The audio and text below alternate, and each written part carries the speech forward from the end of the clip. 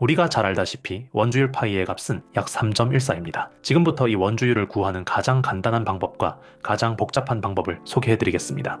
가장 간단한 방법은 파이의 정의를 그대로 사용하는 겁니다. 원의 둘레를 지름으로 나누면 되겠죠. 사실 방법이라고 할 것도 없습니다. 그냥 이건 원주율의 정의 그 자체니까요. 이젠 가장 복잡한 방법으로 구해보겠습니다. 사실 이건 굉장히 특이하고 어찌 보면 기괴한 방법입니다. 한 평면 위에 D만큼의 간격으로 평행선을 그립니다. 이 공간에 길이가 L인 바늘을 아무렇게나 던져보겠습니다.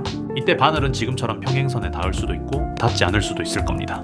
바늘을 아무렇게나 던졌을 때 이것이 평행선에 닿을 확률은 어떻게 될까요? 바늘의 중심을 C라하고 끝을 A라고 놓겠습니다. 바늘이 평행선과 만나기 위해서는 바늘의 중심인 C로부터 평행선 사이의 거리가 AB의 길이보다 작거나 같아야만 합니다. 여기서 선분 CH를 X라는 변수로 놓고 바늘이 평행선과 이루는 각인 셋에 대해 AB를 나타내면 다음에 부등식이 성립합니다.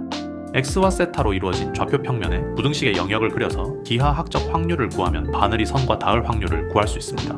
이쯤 되면 왜 이 짓을 하고 있어야 하는지에 대해 슬슬 의문이 드실 겁니다. 사실 증명 과정은 하나도 중요하지 않습니다. 중요한 건 바늘이 평행선과 닿을 확률이 특이하게도 원주율 파이와 관련되어 있다는 것입니다.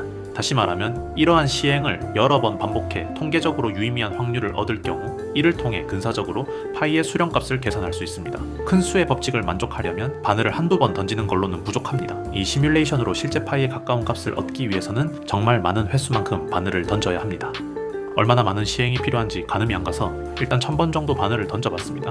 정수 부분인 3까지는 얼추 근사되는 것 같은데 소수점 한 자리부터는 이미 숫자가 조금씩 어긋납니다. 실제로 소수 첫째 자리까지 맞추려면 바늘을 2000번은 던져야 하고 둘째 자리는 20만 회, 셋째 자리는 2000만 회를 던져야 한다고 합니다. 이렇게 임의의 난수를 생성해서 파이를 구하는 방법은 사실 여러 버전이 있습니다. 좀 더 직관적으로 간단한 버전은 정사각형 안에 존재하는 단위원에 무작위로 점을 찍고 그중 원 안에 들어간 점의 비율을 세는 겁니다. 이 비율은 원의 넓이를 정사각형의 넓이로 나눈 값, 즉 4분의 파이와 같으니 시뮬레이션으로 구한 비율에 4를 곱하면 파이를 구할 수 있습니다. 얘기가 좀 길어졌는데 아무튼 여러분이 지금 보신 것처럼 난수를 반복적으로 추출하여 어떤 수학적 문제의 정답을 근사적으로 추정하는 방법을 몬테카를로 시뮬레이션이라고 부릅니다. 그렇다면 몬테카를로 시뮬레이션은 왜 쓰는 걸까요? 고작 원주율을 구하기 위해 바늘을 수천 번 던지고 원에 점을 찍는 행위는 누가 봐도 비효율적인 짓인데 말이죠. 물론 파이의 값처럼 답이 정해져 있는 문제에서는 굳이 몬테카를로 시뮬레이션을 쓸 필요가 없습니다. 하지만 수학에 항상 해석적인 해만 존재하는 것은 아닙니다. 한 가지 예시를 들어보겠습니다. 여러분이 새로 개발한 음료수가 있는데 이 음료의 맛을 정량적으로 평가하고 싶습니다.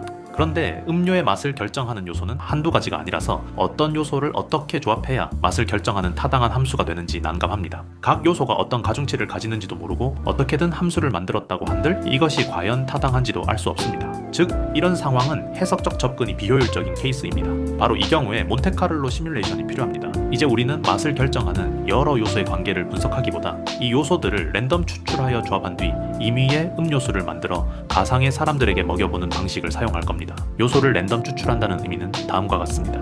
만약 단맛이라는 요소를 랜덤으로 추출하고자 한다면 현실에 존재하는 대부분의 음료수가 가지는 확률 분포를 설정하고 거기에서 한 개의 값을 가져옵니다. 음료수가 보통 7%에서 11% 정도의 단맛을 가진다고 할 때 여기서 단맛의 평균은 9%이고 편차가 2% 정도이기 때문에 평균이 9%, 표준 편차가 2%인 정규 분포에서 하나를 가져오면 됩니다. 다른 변수들도 마찬가지로 특정한 분포를 가정하고 값을 가져옵니다. 최종적으로 모든 변수를 조합한 하나의 음료수를 만든 뒤 특정한 평가 함수를 가지는 가상의 모집단에게 음료를 먹여보는 행위를 여러 번 반복하다 보면은 바늘 시뮬레이션이 원주율의 근사값을 추정했듯이 우리도 이 음료의 대략적인 맛 점수를 추정할 수는 있을 것입니다.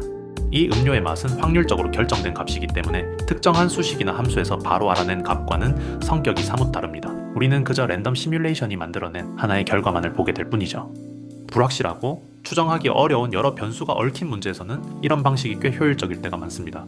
하지만 몬테카를로 시뮬레이션이 만능인 것은 절대 아닙니다. 아무리 타당한 모형에서 추출한 난수라고 하더라도 현실과는 분명 괴리가 있습니다. 따라서 끊임없는 모형 검증과 파라미터 분석이 뒤따라야만 합니다. 수학에서 다루는 모든 추정법은 진리를 알아내는 기계가 아니라 현실을 근사하는 도구입니다. 올바른 추정을 하기 위해서는 이러한 한계를 분명하게 인식하는 태도에서부터 시작하는 것이 좋습니다.